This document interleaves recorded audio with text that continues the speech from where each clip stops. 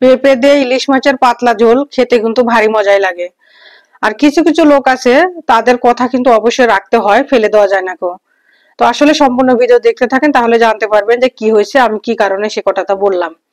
আসসালামু আলাইকুম, কেমন আছেন সবাই? আলহামদুলিল্লাহ, আল্লাহর অশেষ রহমতে আমিও ভালো আছি। এই যে সকালবেলা আপনাদেরকে একটু বৃষ্টি বিলাস করায় দিলাম, আমি খুবই এনজয় করলাম বৃষ্টি দেখে। তো যাই হোক, আমি সবকিছু এই যে গুছগাছ করে নিয়ে খুবই তাড়াহুড়ো করে একটা রান্না করতে চলে আসলাম। তো এখানে তাড়াহুড়ো বলতে কি, এখানে কিন্তু আমার একজন খুবই ক্লোজ একজন লোক, খুব কাছের, তো সে আমাকে কিন্তু কখনো কোনো কাজের কথা বলে নাই কো। তো আজকে যেহেতু আমাকে বলছে, সেক্ষেত্রে কিন্তু আমি তার কথা ফেলতে পারি না কো। তো আমি কিন্তু প্রথমে এই কথাটা বলছি যে কিছু লোক আছে যে তাদের কথা কিন্তু মানে ফেলে দেওয়া যায় না কো। তো সেরকমই একজন লোক আর কি। এর জন্য আমি খুবই তাড়াহুড়ো করে রান্না করতেছি, যেহেতু আপনাদের ভাইয়া দুপুরবেলা বাসায় খেতে আসবে। তো সেক্ষেত্রে কিন্তু অবশ্যই রান্না করে রেখে যেতে হবে, নইলে কিন্তু সে খেতে পারবে না কো। আর আমার কিন্তু এই কাজটা করা কিন্তু উচিত হবে না, যে আমি রান্না না করে চলে যাওয়া। তো হাজবেন্ডের জন্য তো অবশ্যই রান্না করতে হবে, সে খাবে। তো আমি তাড়াহুড়ো করে আর কি রান্নাটা করে নিলাম। এটা হচ্ছে পেঁপে দিয়ে ইলিশ মাছ দিয়ে একটা পাতলা করে ঝোল রান্না করলাম, আর কিছুই করি নাই কো। খুবই তাড়াহুড়ো করে একটা রান্না করে আর কি আমি সে কাজে চলে গেছি। তো আসলে সে কাজটা হচ্ছে কি, সেটা হচ্ছে এটা ঢাকার ভিতরে আর কি যেতে হয়েছে আমার, কিন্তু মোটামুটি 3 ঘন্টা 4 ঘন্টার মতো আর কি যাওয়া আসা লাগছে। তো আমাকে কিন্তু আগে সে বলে নাই কেউ যে আপু কোথায় যেতে হবে।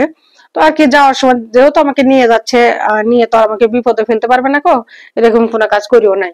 সে আর কি একটা পছন্দের একটা জিনিস কিনছে মানে আড়ং থেকে, সেটা আর কি বাসায় নিয়ে এসে আর বেশি একটা ভালো লাগতেছিল না, এর জন্য আর কি বলছে যে ওইটা এক্সচেঞ্জ করে নিবে। তো যাওয়ার পরে আর কি সে কাজটা হয় নাই কো, শুধু শুধু আর কি কষ্ট করে গেলাম সেখানে। তো যাই হোক, আমার কিছু প্রোডাক্ট কিনা হয়েছিল, এটাই আর কি।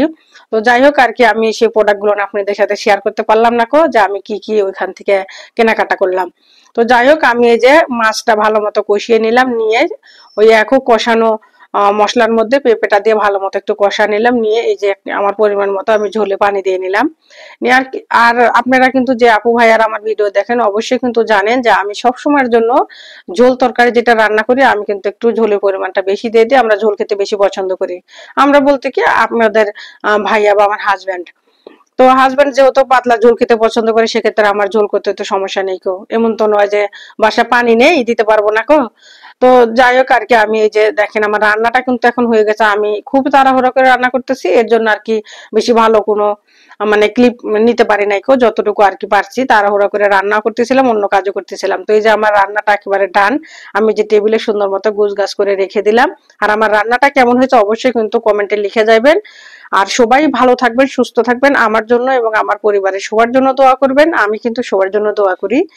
আর অবশ্যই কিন্তু লিখে যাবেন যে পেঁপে দিয়ে ইলিশ মাছের পাতলা ঝোল খেতে আপনারা কে কে পছন্দ।